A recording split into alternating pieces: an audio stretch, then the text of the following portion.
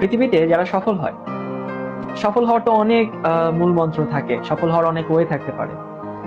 তো সফলতার একটা বড় উপায় হচ্ছে যারা আশেপাশে বিভিন্ন ঘটনার দায়কে নিজের কাঁধে নিতে পারে, তাদের সফল হওয়ার চান্সেস অনেক বেশি।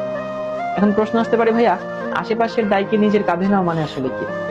আশেপাশের দায়কে নিজের কাঁধে নেওয়া মানে ফার্স্টে তোমার বাসায় এখন ইলেকট্রিসিটি নেই, ফার্স্ট ধরো যে নাই, তুমি বলতে পারো যে ভাই আমার বাসায় কারেন্ট নেই, আমি আজকে পড়বো না, আমার এখন ভালো লাগছে না, আমি পড়বো না।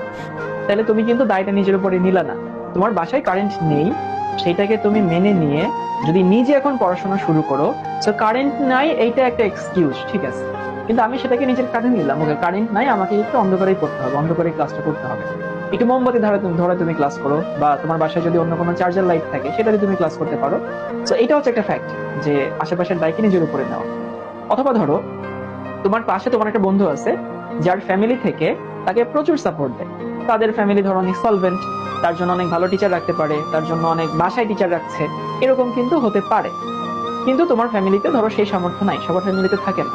তো তুমি করতেই পারো যে আমার আব্বু আম্মা আমাকে অনেক ভালো টিচার দিচ্ছে না, আমি অনেক ভালো খাবার দাবার খেতে পারছি না, আমি ভালো স্কুলে পড়তে পারছি না, তার মানে আমার পড়াশোনা খারাপ হবে।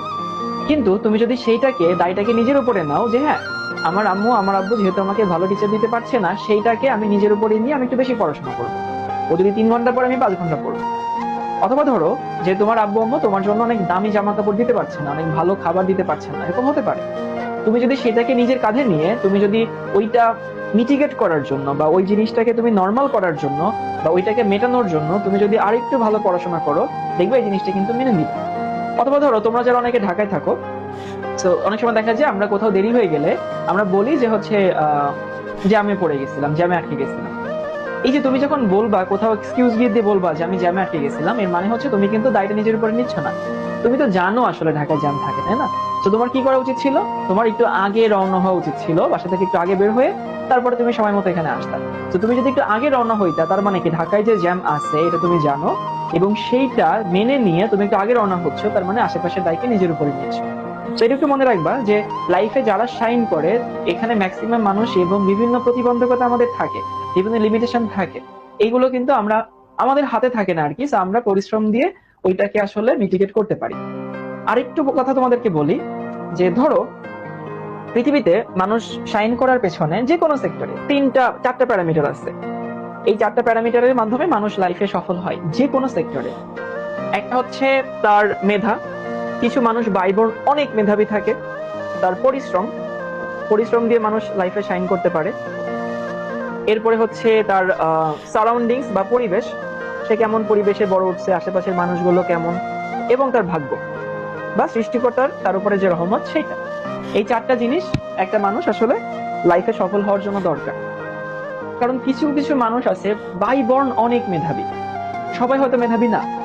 আবার কিছু মানুষ অনেক ভালো পরিবেশ পায়, কারণ তার ফ্যামিলি অনেক ভালো সলভেন্ট ফ্যামিলি, ভালো পরিবেশ পাচ্ছে, দূষিত পরিবেশ না, সে ভালো টিচার রাখতে পারছে, এমন হতে পারে। কারণ ভাগ্য খুব ভালো, অল্প পরিশ্রম করেও সে ভালো করতে পারছে। কারণ হচ্ছে আহ কারণ তার ভাগ্য ভালো করছে, তার উপরে আল্লাহর রহমত আছে, অনেকের দোয়া আছে। এখন আমাকে একটু বলো তো, এই 4টা প্যারামিটারের মধ্যে একটা মানুষের হাতে কোনটা আছে? বা ধরো আমি যদি হই তাহলে আমার হাতে আসলে কোনটা আছে? প্রথমটা নিশ্চয়ই আমার হাতে নাই।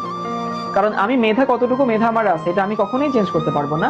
আমি বাইবর্ন যতটুকু মেধা নিয়ে জন্মাইছি ওইটাই আমার। আমি পরিবেশটা চেঞ্জ করতে পারবো না, কারণ আমার আশেপাশে পরিবেশ আমার ফ্যামিলি দিবে, আমার সমাজ দেবে, এখন সেটাও তো আমি চেঞ্জ করতে পারবো না, আমার ভাগ্যটাকে আমি চেঞ্জ করতে পারবো না। তো আমরা আসলে আমাদের হাতে আছে হচ্ছে এই 2 নাম্বারটা, পরিশ্রম। সেই জন্য কখনো যদি মনে করো যে তোমাকে সাকসেসফুল হতে হবে, যেহেতু এই 3টাও অনেক বড় প্রভাব রাখে, বাট ওই 3টা আমাদের হাতে নাই, আমাদের হাতে আছে পরিশ্রম। তুমি যে কোনো সেক্টর, তুমি পড়াশোনা করো, তুমি বিজনেস করো, তুমি জব করো, তুমি যাই করো, তুমি যদি পরিশ্রম না করো, সেখানে যদি মেহনত না দাও, সেখানে কি তুমি ভালো করবে না? এই যে কিছুক্ষণ আগে কে জানি বললো কেমিস্ট্রি বোরিং, কেমিস্ট্রি বোরিং কিন্তু পড়তে হয়। এই যে বললাম না, তোমাকে আসলে মেনে নিতে হবে কেমিস্ট্রি বোরিং, বাট পড়তে হবে। তোমার কাছে মনে হতে পারে যে হ্যাঁ আমি আহ আমার ফ্যামিলি ভাইয়া ভালো টিচার দিচ্ছে না, আমাকে ভালো টিচার পাচ্ছি না, আমি আমার বন্ধু তো বাসায় টিচার দেখে পড়ে। তো ফ্যাক্ট হচ্ছে তোমাকে মেনে নিয়ে তারপরে পরিশ্রম করতে হবে, এই জিনিসগুলোকে মাথায় রাখবা। সাফল্যের কোনো শর্টকাট নাই, পরিশ্রমের কোনো ওয়ে নাই, ওর কোনো অল্টারনেট নাই। সাফল্য পরিশ্রম দিয়ে আসে। হ্যাঁ, কিছু মানুষের মেধাবী থাকে, এটা খুবই এক্সেপশনাল কেস। কিছু মানুষের পরিবেশ অনেক ভালো থাকে, সেটাও খুবই এক্সেপশনাল কেস। কিছু মানুষের ভাগ্য অনেক ভালো থাকে, সেটাও এক্সেপশনাল কেস।